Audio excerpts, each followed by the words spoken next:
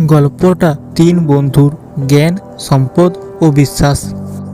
তিনজনই খুব ভালো বন্ধু ছিল। তিনজনের মধ্যে অনেক প্রেম ছিল।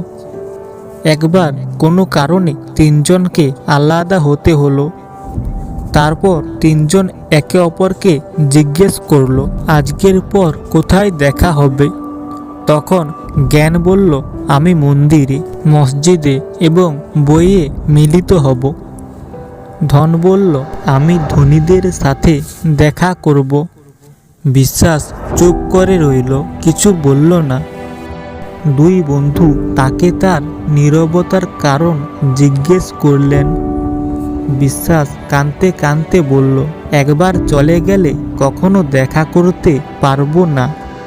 এই ছোট গল্পটি আমাদের দেখায় যে আপনি যখনই চান জ্ঞান এবং অর্থ পেতে পারেন।